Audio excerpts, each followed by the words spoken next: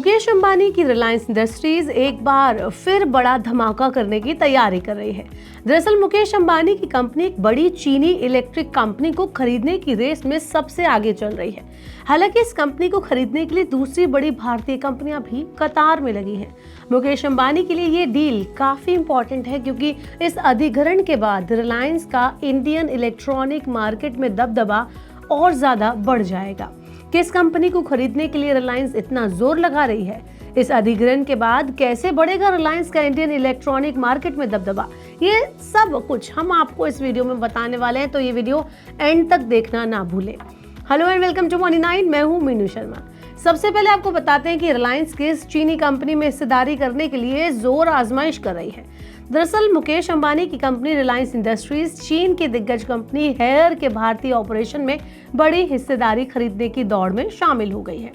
इससे पहले सुनील भारती मित्तल के भारतीय ग्रुप का consortium Warburg Pincus, TPG, Dabur, Goldman सैक्स और सिंगापुर की जीआईसी भी इस डील की रेस में शामिल है।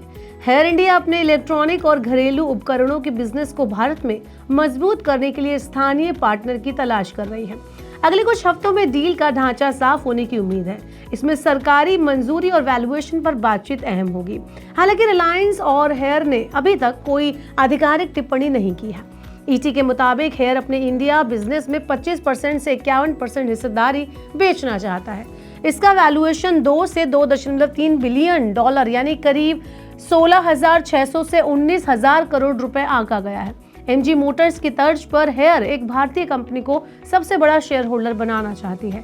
आपको बता दें कि रिलायंस इस डील के लिए अग्रेसिव तरीके से अकेले आगे बढ़ रहा है और हेयर के चीन स्थित मुख्यालय से सीधे नेगोशिएट कर रहा है। मुकेश अंबानी की कंपनी रिलायंस इंडस्ट्रीज इस डील को रिलायंस रिटेल के जरिए अंजाम दे सकती है। कंपनी बीपीएल और कैलविनेटर जैसे ब्रांड्स के साथ इलेक्ट्रॉनिक सेक्टर में पहले से मौजूद है। अगर हेयर के भारतीय कारोबार की हम बात करें तो 2024 में हेयर इंडिया का टर्नओवर 8,900 करोड़ रुपए था, जो 2023 के मुकाबले 33% ज्यादा है।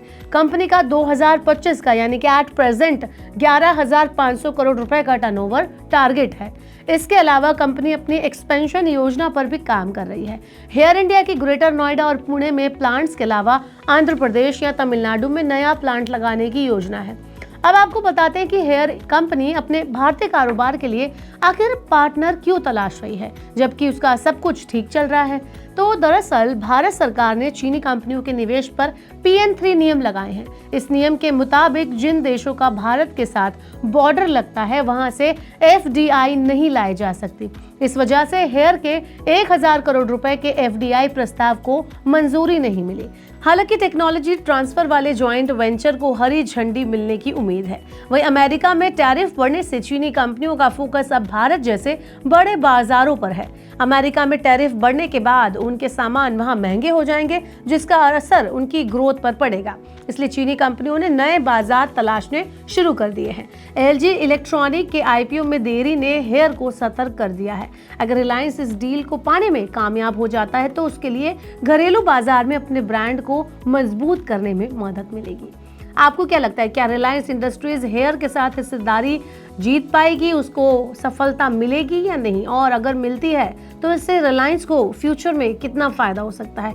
आप हमें कमेंट बॉक्स में बताएं आपकी क्या राय है। ऐसी और वीडियोस के लिए देखते रहिए मनी 9 और सब्सक्राइब करें मनी 9 का यूट्यूब चैनल। ग्लोबल संकेतों के दम पर कैसे खुलेंगे हमारे बाजार, क्या कह रही हैं खबरें और ब्रोकरी रिपोर्ट्स, किन शेयरों में बनेगा पैसा, बाजार खुलने के बाद क्या खरीदें, किन शेयरों को करें पोर्टफोलियो से बाहर, कैसा रहा बाजार का दिन भर का कारोबार, कैसे तैयार करें कल के बाजार की स्ट्रैटेजी, इन सब सवालों के जवाब जानिए मेरे साथ ओपनिंग बज और क्लोजिंग बज में इन वक्त पर सिर्फ मनी 9।